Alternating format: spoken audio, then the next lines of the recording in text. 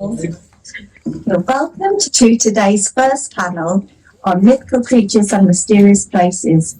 Hopefully it'll be a fun and light-hearted chat with my four guests, and there'll be a Q&A section at the end. I'm Chen, and I write children's books for Oxford University Press, or UP, and I'm currently writing a romantic fantasy, or romantasy as it's called now, with magical martial arts.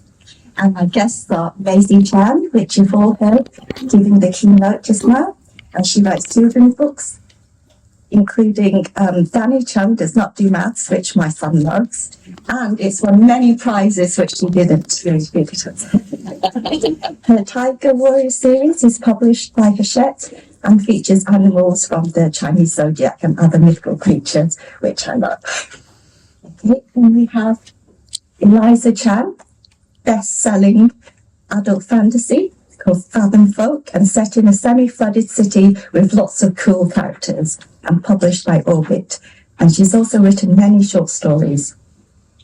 And we have Eva Wong Nava, and she writes a full range of readers, picture books, middle grade, YA and adult. And her book from Scholastic is East Asian Folk Tales and Myths and Legends. And at the end, we have Mina, Ikemoto, Ghosh, and she's written and illustrated. She's so talented. Here, the Hellmaker for YA readers, published by Scholastic, and she's working on book 2, and also trying to brainstorm titles for that. Oh my God. Okay.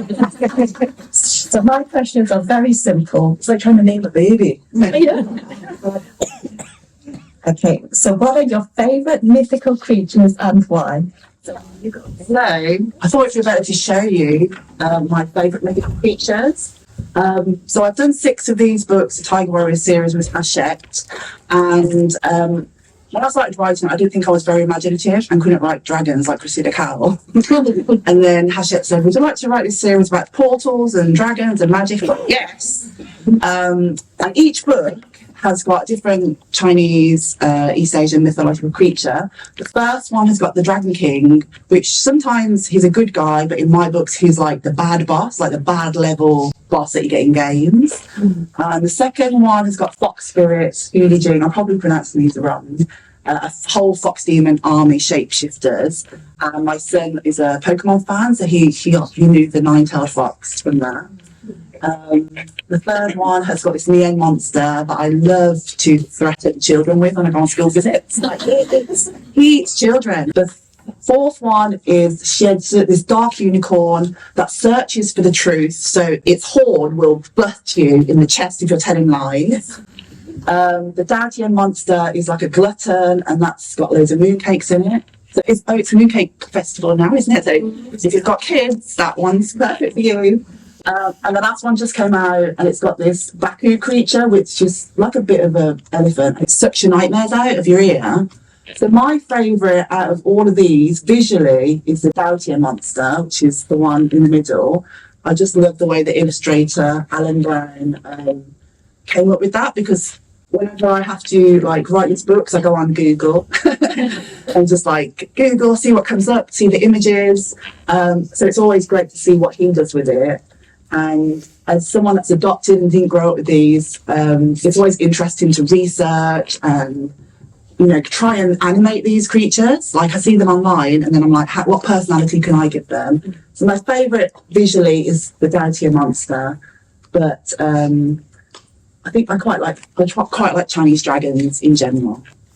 But you're the expert on. Eliza is the expert on mythical creatures. One of the reasons why I wanted to mentor her, because when I read the first draft of Fathom Folk, I was like, what are these creatures that she knows about? She's like this encyclopedia of mythical creatures. So I'm going to hand it over to you. Thank you. So Fathom Folk is a multicultural city, basically, but rather than having multicultural in the colour of your skin, they're literally different folk that come out the sea. So they're water dragons, mermaids, kappas, kelpies. I'm kind of obsessed with mythology. Whenever I travel, the first thing I do is go to a bookshop, because we're all clearly all people that love books and trying to find a book of local mythology. And for me, it's like a way to, you know, as well as obviously seeing the lovely sights and stuff, a way to learn about the culture. And I would collect them like Pokemon and find, like, unsurprisingly, a lot of cultures have things that come out of the sea because a lot of survival is to do with waters, rivers, oceans, and I would find that across the whole world, and then that's basically how Fathom Folk came about, because it's like, well, immigration also comes through the sea. But to sort of like, so I could basically talk to you about quite a lot. I don't know if you can hear it in my accent. I'm Scottish, so I have a soft spot for Scottish mythology, like the Kelpie, which Maisie was like, you have to explain what this is when you read the first draft. I was like, everyone knows what a Kelpie is. It turns out, no. Does it happen in Birmingham? If you know what a Kelpie is.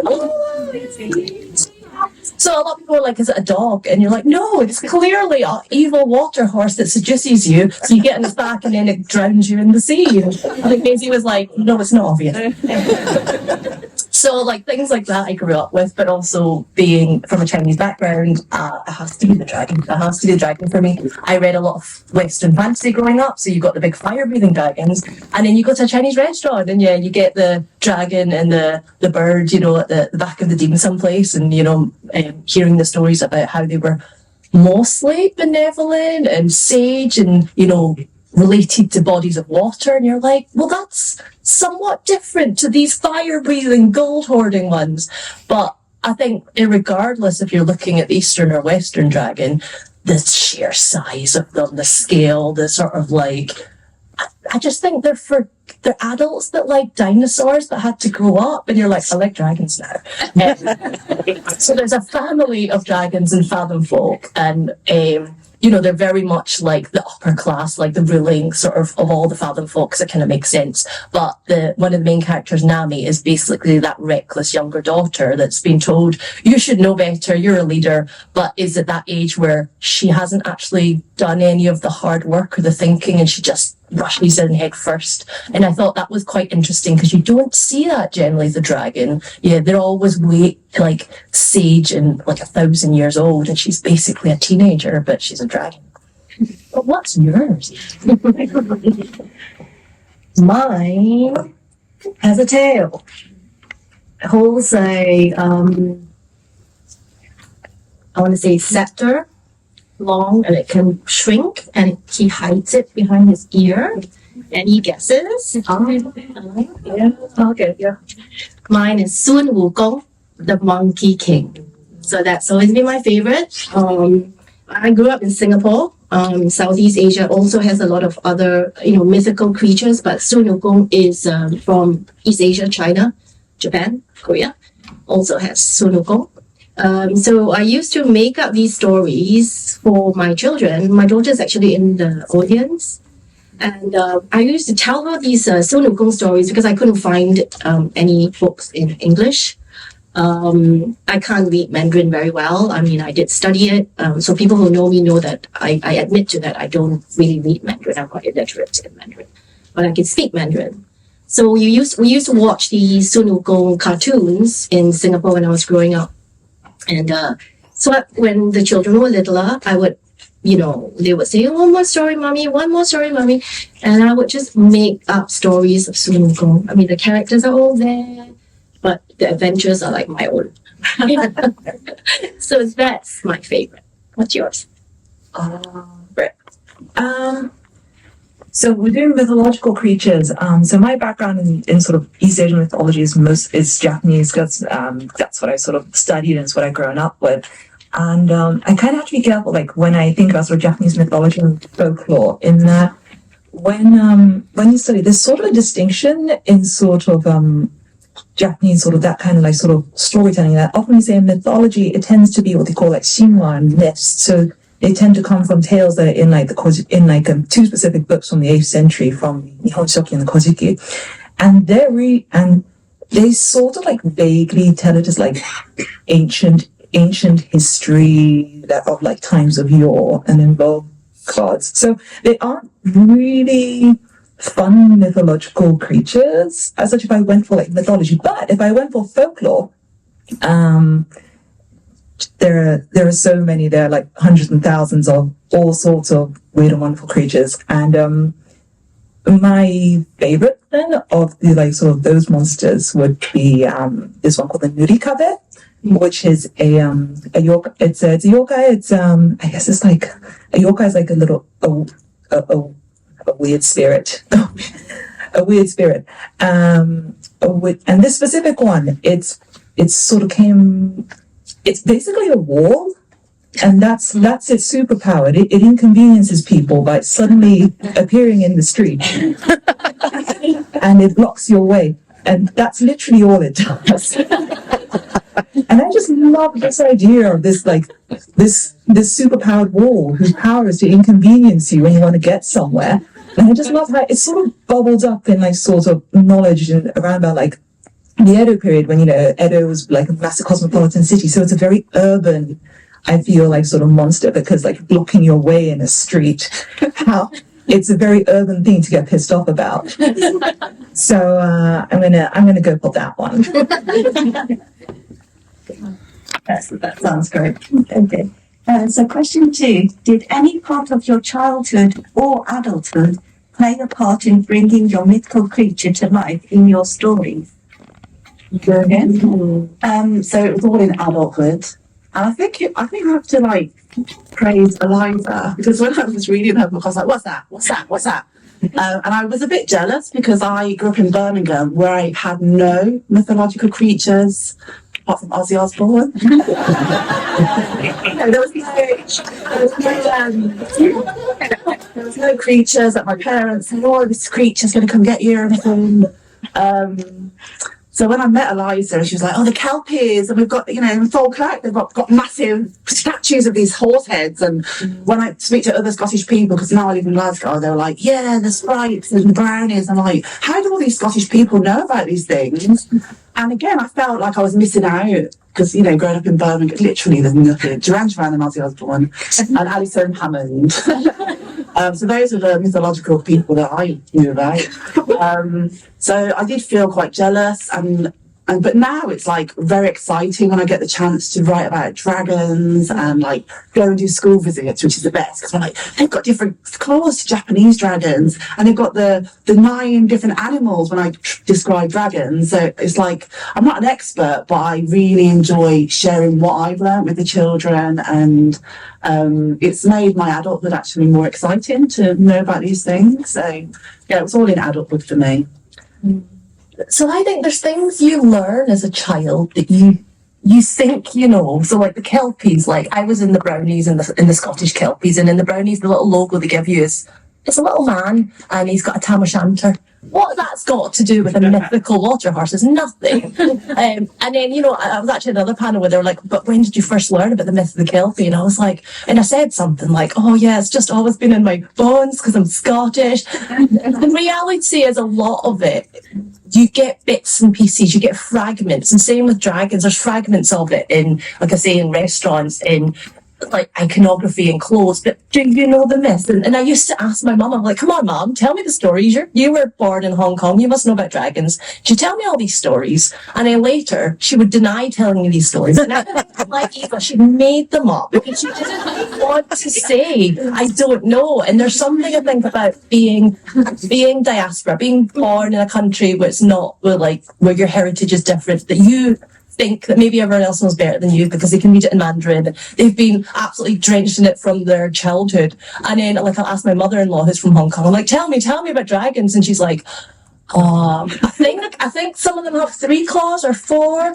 and that's when you realise no, not everyone knows either, and that's okay. And like, unless you're a massive mythology fantasy nerd, like the everyday person walking around in Hong Kong, I've not done a poll, but I'm going to assume doesn't know all the ins and outs of the 9 sons of the dragons. Yeah. These are things that did, similar to you, come to me when I got more curious and started reading around it on the internet or buying books or, you know, finding academics that knew these things. And I love it because it's my area of interest. But I also just think it's okay for you not to know it all, and it's okay. Sometimes it actually gives you permission to make it up when you don't know it all, because sometimes when you know too much, then you start thinking, oh, I can't deviate because someone's going to shout at me, because that's not right.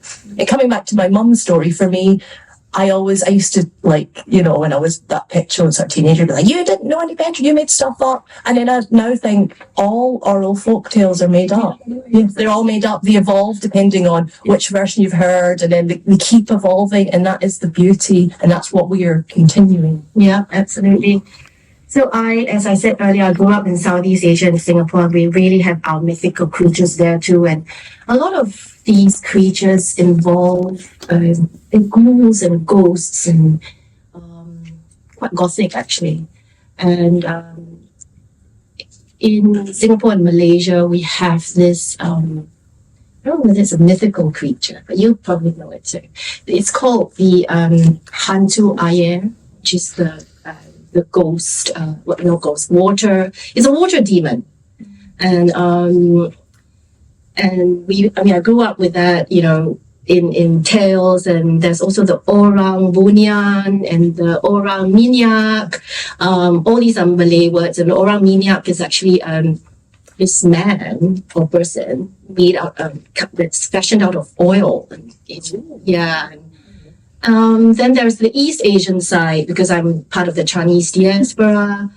So we have creatures like the Nian monster, for example, that's in your book as well, isn't Maisie? And that is part of our Chinese New Year or Lunar New Year kind of fantasy tradition that we tell children.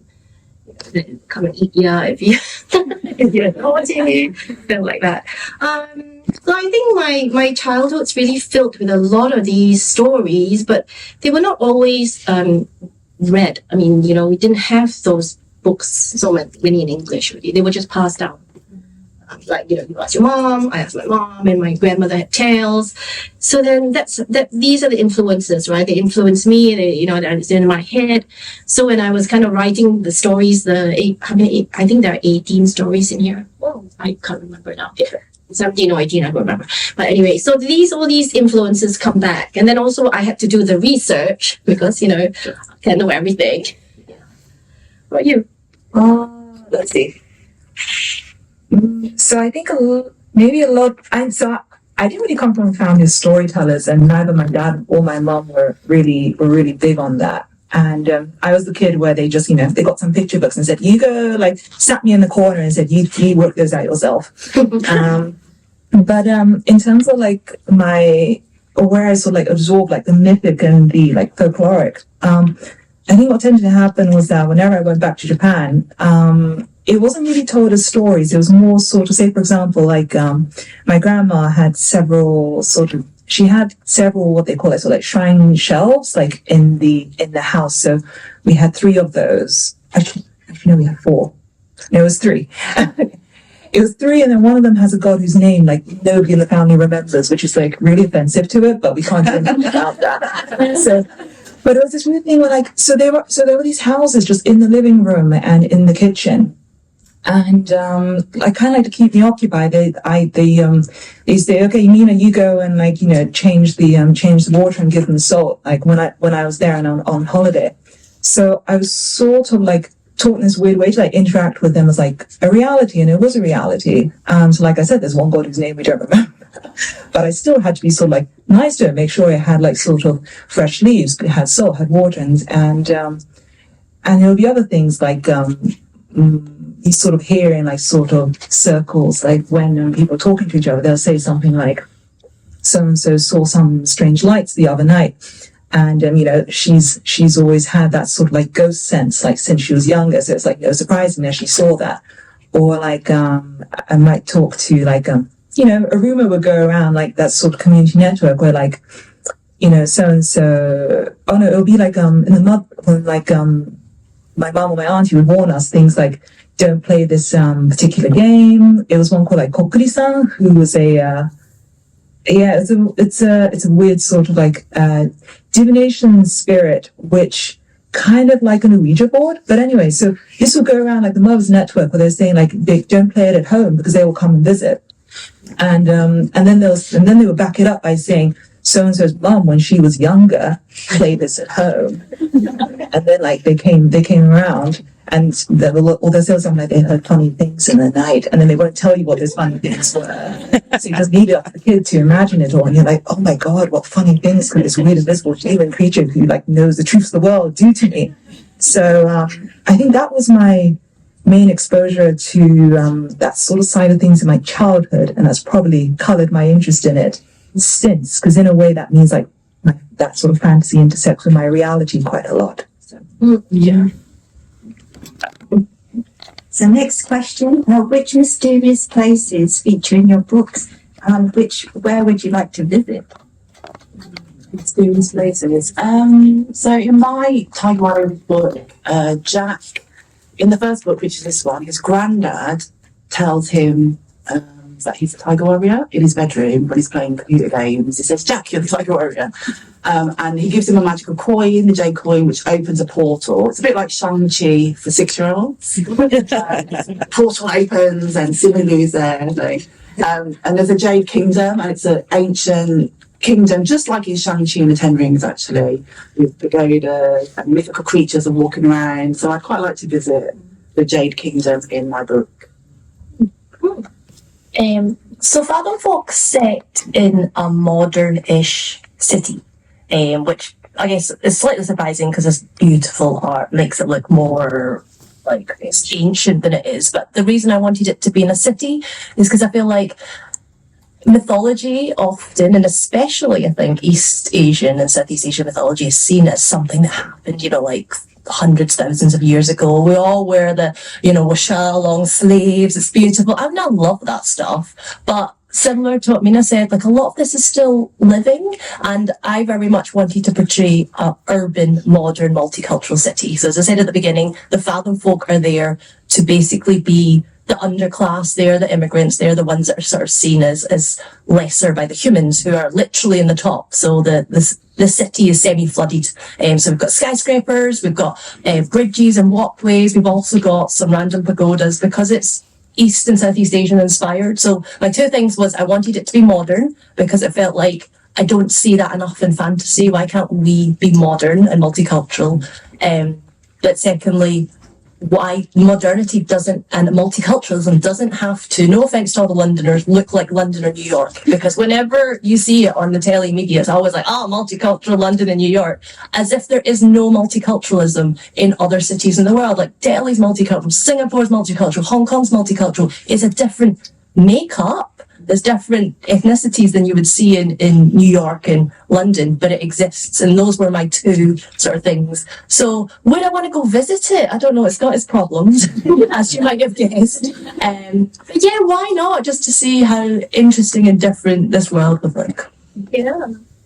Oh gosh, I think mine has always been Mount Kunlun, where the Siwang, the mother goddess of the West lives, and it's where the magic longevity features. Yeah. Would you want to eat one though? It's sweet, yeah. I think that's my place. Yeah.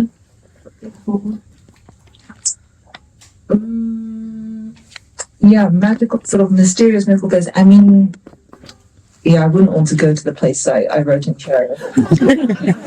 Just so much of your characters and stuff. I know, right? I've done similar to Eliza in that I like, it was one of the things which I was quite keen to do as well, in the sense that so I wrote in Onogoro as a city, and lots of high-rise buildings, but distinctly a non-Western city, because I think I had a similar sense as you, in the sense that there's a danger to sort of compound like modernity to mean Western or looking Western. And then, and somehow when people sort of say something's traditional, it's this idea of like this sense of, I was surprised it's like it survived, it's like the sort of remnant of another time that survived into Western modernity. Or there's a sense that it's sort of like stuck in that still stuck in that other time. So especially when we talk, so I know our Japanese traditions, but we'll say things like that, like, kimono, a lot of like the shrines and all that. But they're all but they are contemporary things that we live with. So there is a modernity within them. So I want to do like that sort of Japanese mythological kind of modernity. But so the name Onogoro itself is based on something I picked up from the Kojiki, which was like the name of like the very first island in mythology as was created. I mean, I wouldn't want to visit it, but there's a lot of like sort of dispute about like which rock or which island of Japan it might actually be, or if it actually is any of them. So if I could find that one, I feel like I'd be able to get a lot of academic papers out of it. The glory. Okay, so question on research now. How much did you do for your books? A lot. So I've always, I just mentioned before that I Google every time I get a mythical creature that I need to learn. So it's not a lot, but I Google the creature, say the neon creature, and it will say eats children. And then I'll try and figure out kind of what it looks like and what the creature, like how it moves and how my characters Jack and the zodiac animals can deal with it, how big it is. So a lot of it is physical appearance and the physicality of the creature. But to be honest, the illustrator does the hard lifting because he often comes up with like his version. I wasn't sure about the unicorn one, to be honest, because it looks like a horse and I don't think it really does. So again, that's a Western illustrator, his interpretation of a unicorn. So, not that much research really. I don't think I did a lot on the mythological creatures because, as you might have imagined, I already knew a lot of like little bits. And like sometimes I would read and I'd be like, I don't want to get caught in this is the exact story because it's supposed to be an evolution anyway because it's a multicultural city. What I did a lot of research in, because I thought the other thing is writing fantasy. If you've ever written fantasy, a lot of it is world building. A lot of it is, you have to read this historical period and get it right. Or someone will say, they didn't have potatoes in that era. So I thought I was getting away with it by being like, it's modern, it's fine, I'm totally going to wing it. I instead had to learn about growing crops in salt water, like foundations of buildings and, whether or not they would withstand, how animals communicate underwater. I learned a lot about whale song, which is octopus. So it was the weird science stuff that I ended up researching, not the monsters, because, I already know too much. I love research. I think I just like reading up things, and they don't always translate into my books into stories, but I just love finding out things. For this collection of, I think it's 18 stories. Forgive me, it's 17. I just go for 18. 18 is a good number. So for this collection, I did do quite a lot of research because there's a lot of the stories are actually quite ancient, and I had to get the time period, like when did they originate, and I learned lots from it. So it was quite a bit of research for me. Gotcha. Yeah, it was an adventure. I loved it. Yeah. Yeah. There was a lot of research. And of course, like, you'll never, and like, it's always going to be just like the tip of the iceberg that finally gets into his, and a lot of his background stuff. But, similarly to Eliza, a lot of world building, mostly on my part, is like hydroponics and rice, green cities, all that stuff. But yeah, in terms of like so this book did end up being like sort of mythic, but also I just wanted to do a little bit more on like, the living with the gods side of thing, and just and I had what I knew already, but I just wanted to sort of like supplement it and just see how much more I could mine from it, and to sort of try and like sort of, I guess, enrich the picture, see what I missed. And there are just things which I had not thought about, like I know that like we have a lot of honorifics in Japan, in like J culture. Some with like Tanaka-san, Keanu Reeves-sama, and I got feeling that there would probably be one for gods, just to like sort of make it clear that they are above us one rank more, because we're very keen on knowing our rank and place in J culture. And yeah, so there was one when I went and had a look. So if something is a god, the honorific is ... no mikoto, And I thought that was and like you kind of see it already embedded in the name of the, as in like embedded in like the whole picture of like the god's name as well. So that was nice to actually know, like, oh, okay, so that's the that is the honorific for them. Also, like some of you might be familiar with Japanese language. They have lots of different ways of counting things. So when you say, you know, one animal and then one big animal, you say it's a different thing.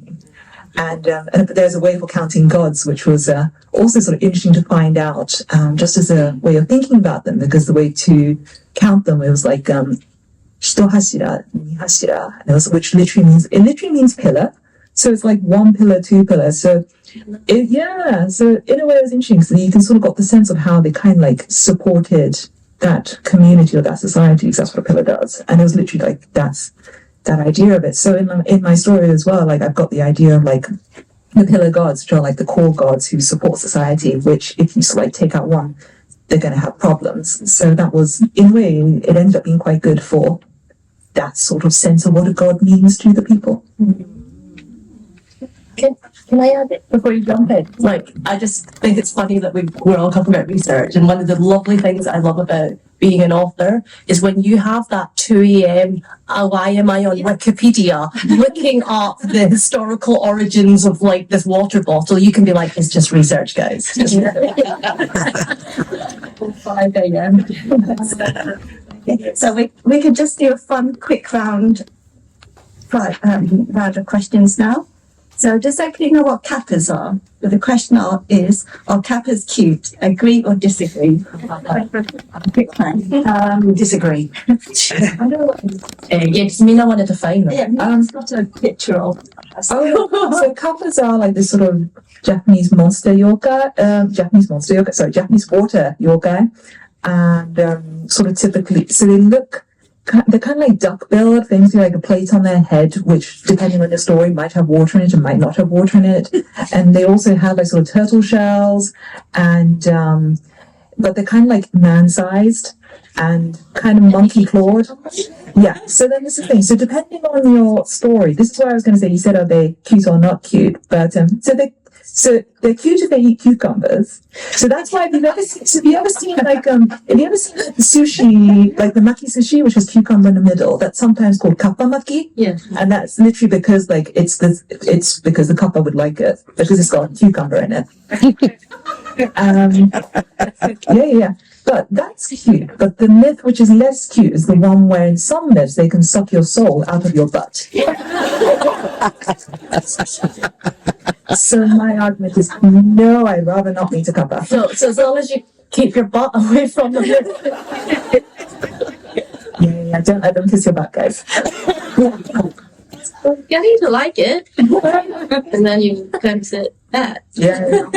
Things, I lived near Sapporo, and there's like, a lot of onsen towns. One of them had like kappa mascots, like 20 little cute kappa statues, and everyone would take photos of them, and they were adorable. They were all very adorable. And when I was thinking of putting kappa in my book, I was like, I'll just do a little quick Wikipedia, just check that I know, and it comes up with those stories, and I was like, how did they become the cute ones that I saw? But I mean, Japan can make cute things out of anything. multitudes. Absolutely. A kappa is Japanese for cucumber.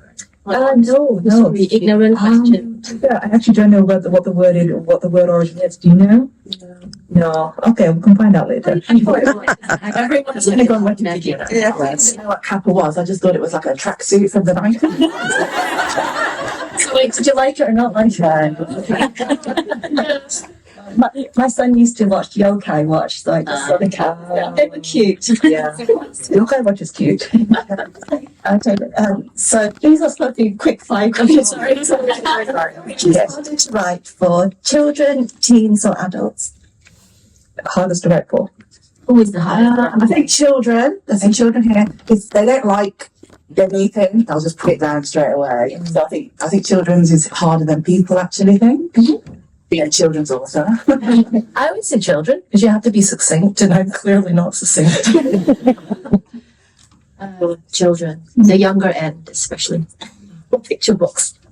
Yeah, definitely agree. It's the children and picture books, definitely the hardest one, because You got to be succinct, you got to be honest, you got to be entertaining, and children are unforgiving. Yeah, I think picture books are the hardest. You cannot fool them with just like fun world building. It's got to be good. Are you a plotter or pantser? Do you like to plot your stories or just fly by the seat of your pants? I'm a bit of both, so I'll have a synopsis, I'll have a little plan, and then I just go. And then the characters sometimes just take me where they want me to go. Same, I'm a pantser. I think a bit both. I don't really like plotting, but I have a general idea and then I just go with it. But then once I go with it, I realize that, oh my God, I need to plot. I plot in chunks, but I can't really do a story unless I know what's happening at the end. I got your ending already. I gotta have that, otherwise I'll be like, Do you prefer to write in the morning, afternoon, evening, or night? Before I had kids, it was the evening and night. And now I've got kids, it'll be when they're at school. Exactly the same. I have no choice. Morning. I write better in the morning because by 5 o'clock I'm kind of tired. It's the morning. yeah, I switched to morning and it's worked out better.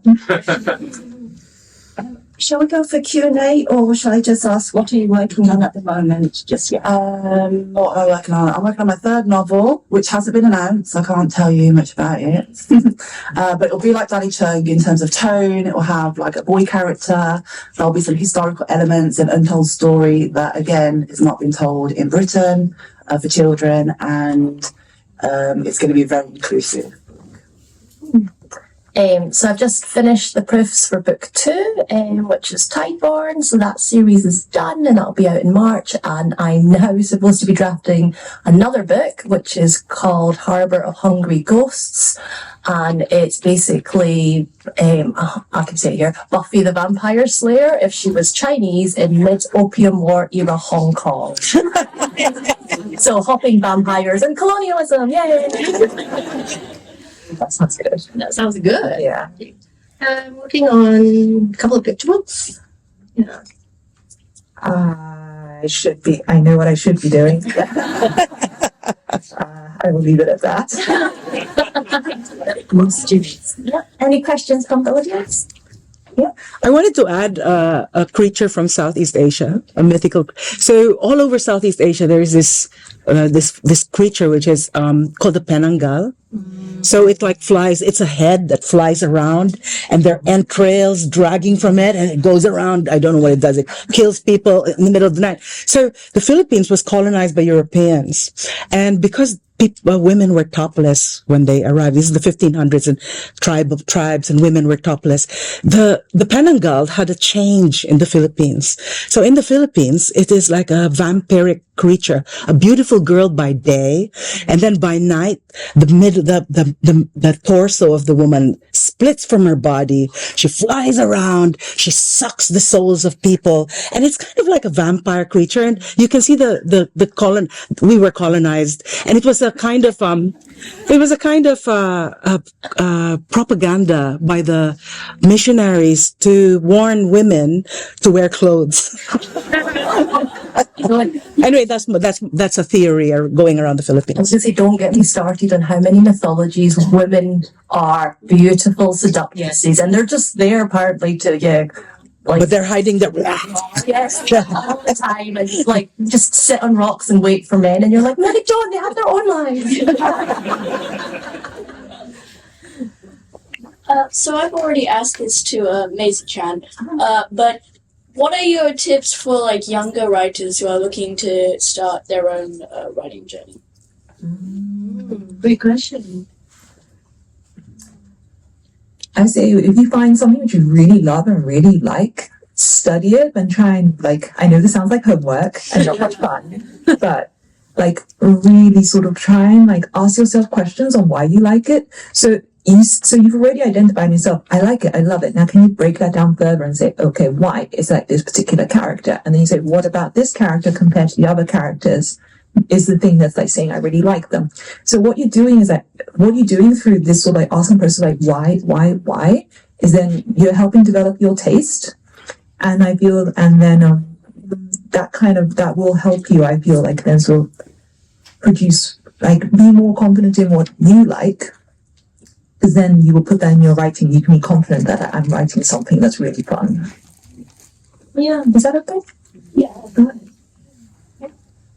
So how do you, analyze the book titles? Like, you can give some hints. You really like Titles. Sometimes you don't have a choice. Yeah. So Danny Chung was originally called Lychees and Bingo Balls, but the publishers wanted to call it Danny Chung Does Not Do Maths because he has a comic in the book called that. And I was like, okay, I trust you. You know, you've signed me for a book deal, so I'm going to trust you and your team that you know what you're doing.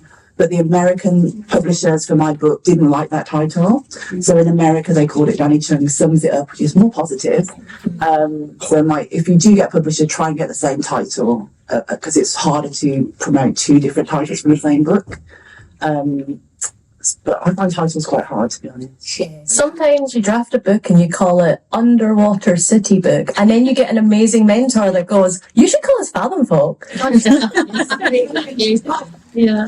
I write my stories with titles. I have a title in mind, but the title is always a working title because that could change by the time it goes to the editor. By the time your book's published, it's another title. But one of those that I have a title. I need to see a title, and then I can write the book. Yeah. I think my rule for a title is that ideally I want to be something which could only belong to this book and no one else's because I'm possessive like that. So this is why, like, my book, this one's called Hero Held, like, it was always called that. From like, I was quite lucky with this one for like the draft and through the whole period. So yeah, it is literally the concept that makes this book different from other books. So I think, and like Eliza's called Fathom Folk, and that's the concept really that makes her book unique from other books. You know, it's her thing. So I think if you can find a title or like a sentence or a word which is you can only find in this is your thing, then grab it. Yeah. I'm having problems with the title for my second book because the title I like, my editors do not like. So it's been going on for a while now. And I just finished with this, just a little thingy. This is my next book. It's called Dancing Dumplings for My One and Only. And that was the title for this book. And it didn't change. That's nice. I started writing the story with this in mind because my daughter, second one, was going off to university today.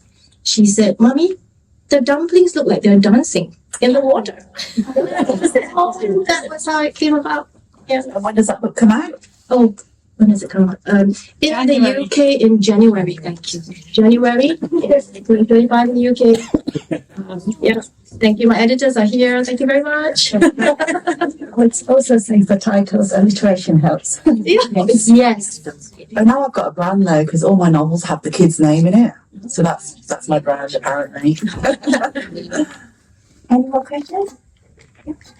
Just sort of, I think Maisie mentioned this a little bit, but I'm just wondering, when you're working with publishers in this genre, which is quite popular, how often are you the ones who make the proposal, and how often is the publisher saying, we're looking for a book with this kind of idea?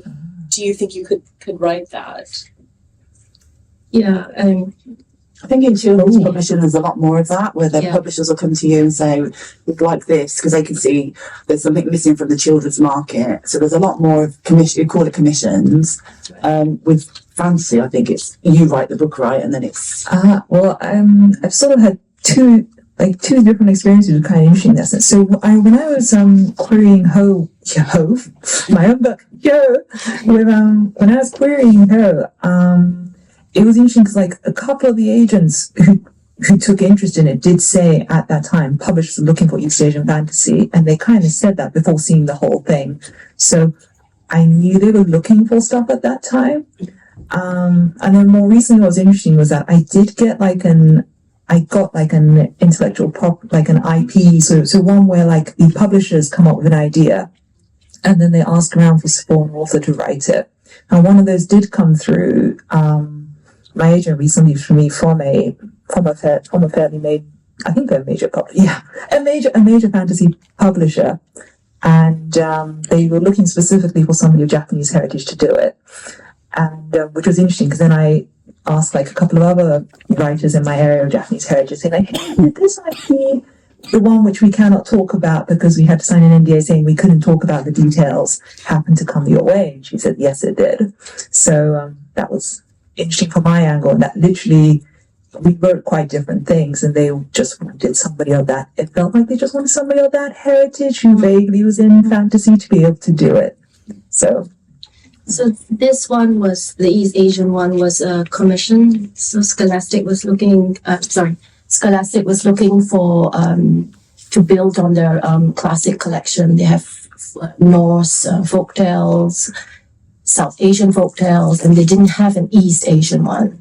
So they came looking and asked. Then there's that proposal. Authors do propose to the editors if they already have one, or their agents if they have one. So I'm just gonna put it out there. I'm proposing a Southeast Asian myths, legends, folktales, myths, and legends, because we don't have one yet. I think in the UK. But as writers, you can look for gaps in the market as well. But with novels, you have to write the first one. Yeah. Get an agent and a publisher. Yeah. With non-fiction, it is a proposal. With fiction, you have to write the book first. Yeah, so it's a bit different. Like your very first book, they're not going to take you because they don't know how good your writing is, unless there's some other way they know it, or unless you're a celebrity. So you write the whole book, and then you get an agent, and then you shop around together. But beyond this, so the one I mentioned, Harbour of Hungry Ghosts, I've not written that yet. I've written 30,000 words, so I sold it on a synopsis. So it's like 3 pages describing what's going to happen, and let's hope it happens that way. Within adult fantasy, as well as what Mina's mentioned, there's also IPs. So like you write a Star Wars novel or you write a Marvel novel, those will be ones where you get approached. And yeah, basically it's a commission and more of like a work for hire. So you don't have as much freedom because obviously you're writing within their world. So it's quite different. And some people love it because it's quite straightforward. And obviously if you're a fan of that, that's amazing. You could get to be like, I've written a Star Wars novel, but there's not so much control that you do with your own stuff. Yeah. Does that answer your question? Yes. Yeah. Okay. Maybe following on from that, so I've similar trajectory to Maisie. I spent a lot of time trying to read stuff written by East Asian authors, and sampled a little bit of the American stuff, and there's much more. Come across some French writers who write in French. But I'm really curious, what's your impression of the kind of similarities and difference in voice, I guess, across diaspora, perhaps Canada, Australia, America, Britain, and what's unique about Britain? What's so unique about Britain? Values.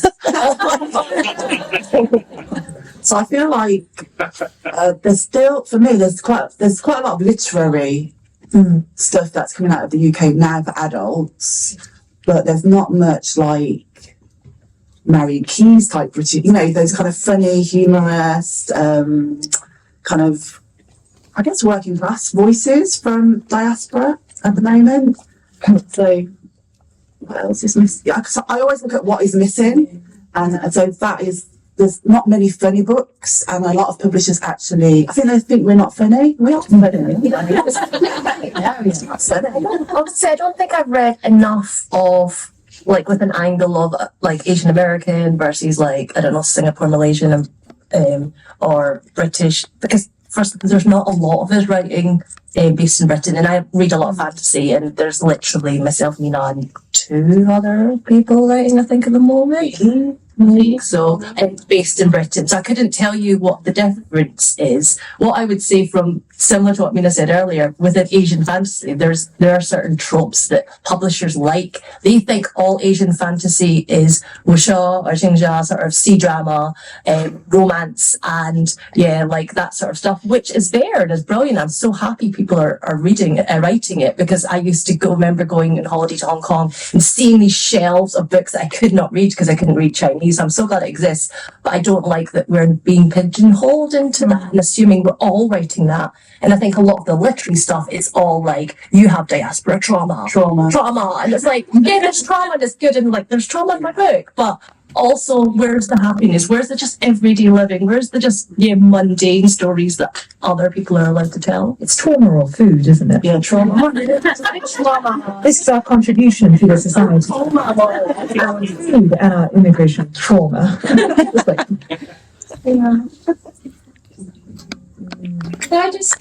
Could I ask, you all have children now, and and Maisie was talking about feeling lost growing up, for your background and everything. Have you created a new identity for your children? Have I created an identity? They've got their own personalities that they were born with that Cultural. you can't do much about. I'm talking more. I think I've provided them with an opportunity to see a British Chinese woman get published and win awards, and I've brought them to the award ceremonies and they're like, oh, mommy did that, maybe I can become like mommy. So I think I've given them opportunities like that, and just I do a lot of my work's just through the writing, like just write the books, have those family funny stories. I want to do picture books, but I'm often like told by my agent, oh, I don't think that's going to sell. Because again, they want food and they want, I've turned down about 5 Chinese New Year books. I didn't celebrate Chinese New Year when I was a kid. So, it's that trying to get out and write other stuff. And I recently did the Super Sunny Murder Club, which was like a murder story, an attempted murder story for children. And it was so refreshing to do a silly murder story where it wasn't about their identity. Yeah, I think just being a role model by writing the books has helped my children, for them to do whatever they want creatively, I think. Yeah, I've tried to retain or give my children, all my children are dual heritage, and I kept my culture as much as I can. Or I could. Yeah, so, yeah. That answers your question. Right, I've got time. So just thinking about the other couple of questions about kind of the things that are missing, how do you feel that publishers, whether that's editorial agents, kind of booksellers and the kind of wider industry, how do you feel they could best support the community and writers? Like what else can they do to help and make it better? So I think PR people, they're brilliant, but I think they can tap into like the East Asian and Southeast Asian communities better, because I do that myself. I go on Facebook, I join these family groups with British Chinese families in, and I say, here are my books. I create an audience for myself doing that, and I feel like Hachette are now getting open to, like, they've paid me to come here, to saying, oh, she's got this audience that she's nurturing herself, and I want to do some big Chinese New Year. These cities have got thousands of people that go for Chinese New Year, but no one's ever asked me to do an event. So Manchester, London, Liverpool, Birmingham. So I think that kind of marketing and PR to communities that really want these books, but they don't know how to get them. I think that would be a really good start. And get us on telly, like put me on Good Morning Britain or whatever. the Chinese Alison Hammond. just opportunities like getting the books others out there and letting people know who we are. Yeah. Send us to fairs or festivals. We created one here, right? All that. Let us write stuff. Let's write stuff. Yeah, not about food or identity all the time. I think just. Yeah. I guess in like the fantasy corner, I think the thing they could do is try and not make Asian fantasy a genre, because it isn't. It's a place. Yeah, place. Yeah.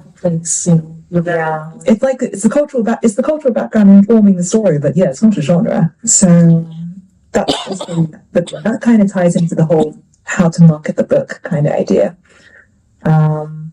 Another thing I would like them to do is like sort of unshackle themselves from comp titles, because I know I had a massive problem trying to get my book seen regarding like comps and what they do. I don't know how familiar guys are like, comp titles. So comparisons titles, yeah. So the idea is that like when I was trying to pitch my book to agents and say like, hey, you guys you should want my book. One of the things which they often ask you to do is to like sort of compare it to maybe 2 other titles that people are currently reading. So what's already out there, basically. And just, there really wasn't anything for mine which I could compare it to, because it's a Japanese fantasy, but it wasn't a samurai fantasy, and because I was very determined not to do that. So my best bets were, I had a manga title, I said at the time Demon Slayer, because I mean, yeah, it had some overlap, but I do remember feeling like how deficient it was as a comp. So, but I feel like that's not going to be something that's going to change an industry in a hurry. So yeah, I think the thing with comps is, especially if you're from a minority background, you like it really limits what you can comp to, because they want one that like, oh, can you find another Asian? Crazy Rich Asian versus, right? Yeah. Or now it's all Babel for Babel. So yeah, I know for my one, in the end, like they use the Poppy War and Iron Widow, but I have to admit, neither of those. It's the most tangential, very dubious comps. So We have time for just one last question. Sorry, just lady. Okay, so sorry. I just wanted to ask how your books were received in East Asia, in Japan, China, or Hong Kong. Oh, good question. Very well for them. Yeah, because I've just been to Singapore. Sorry, I shouldn't answer that. No, I was going to say, so my book's not been translated into any of those languages. It's only got Italian and one that I can't talk about yet in Europe. So it exists, I know, in bookshops in Singapore and Malaysia that have an English-speaking bookshop. I don't know. They actually don't really tell you. Like, it's all very secret. They go, oh, it's doing well. And you go, what does well mean? And they went, well, it means well. And I'm like, yes, yeah. Does that mean I should be like, so it's doing well. It's doing well. Yeah, one of my picture books been just translated into French. It's called I Love Chinese New Year, but I think it's for the Canadian East Asian readership who read in French and the rest of the French world, I guess. So I don't know. If they tell me it's doing well too. Yeah. Does that answer your question? I just want to add there, but I have been told that like Japan is probably actually the least likely to actually take up my book and translate it, because they don't want Japanese fantasy on the outside of Japan. Straightforwardly, yeah. So that's I mean, I knew that because I know what the Japanese market is like. So okay, they weren't quite so blunt when they said that, but I can kind of read the eggs. They said they'll see if it's successful in the UK first and then consider it, which is like basically it's a no, but I can also kind of see what they mean, because Japan's really good for like translated books into their market, but I see what they translate, and if it's from Europe, they want like European looking feeling fantasies. So I'll just squeeze in one last question. As an artist, I would always love to illustrate books. It was always a dream of mine. So I was just wondering, how is it usually the process with you guys? If it's like through publisher, like if it's always like someone you know, or like how is usually the process to hire an artist to illustrate or the cover? It's usually done by the publisher. They have a whole list of illustrators, and they always try to, always try to match my stories with an illustrator that that they feel is going to be good for the manuscript. So I think if you're self-publishing, then you can pick your own illustrators. My process was, they did ask me if there's any illustrators or book covers I liked, so I did give them a list of books that I thought were really beautiful, and then there was silence for a year, and then they went, surprise! They basically gave me, not quite this, but an early sketch. So the publisher had already decided to offer the contract to the illustrators, Kelly Chong. She's absolutely amazing, but yeah, basically it just appeared in my inbox, here's the draft. And obviously I could give some feedback on the draft, but I can, I'm not sure. I didn't try to say I hate it, I want someone else, because I loved it. So there's a little bit of, you can give input into what you feel should be tweaked, but ultimately it's the publisher's decision, and it's very much a marketing decision. And I trusted them because I've never marketed a book before, so they assumed they knew what they were doing. Yeah, for this book, I worked with Natal Quack. Natal is actually one of our organizing committee members. She's not here today because she's not feeling well. And my publisher, which is Walker Books, we talked about a few, and in the end, I wanted to work with Natal, and we waited for her actually. So just to answer your question, we do get a choice. They're not going to say, this one I didn't. This one just said, okay, your illustrator is Jocelyn Cow. She's based in Canada. But for other ones, they've always asked me. So, yeah. I think in my case, it was a little bit different in that I pitched it as an illustrated book to start with. So when I approached my agent, I took a sample of pictures that I'd done for. So I did a novella for adults, and that was illustrated. So I used that as my sort of pitch of this is my style and this is how I draw, and I kind of like my promise to my agent that I could draw. And they took me on with the idea there would be an illustrated novel. And then when we then shopped it around the publishers, so then alongside the manuscript and the synopsis, I also had I had character sketches, and then I had some sample illustrations, and like sort of get an idea of like the world and like my style. And so yeah, in the end, it was interesting. It was interesting to see like which publishers were very on board to do an illustrated novel, and then which ones were like, we like the manuscript, but we just don't have the means to do it. Which a couple said that, and one of those actually then acquired an illustrated novel about 6 months later. So, but yeah, and of those pictures from the samples that went around the publishers, one of them made it into the book in the end. It's on the back cover, so I'm quite fond of that one. A round of applause to all our panelists.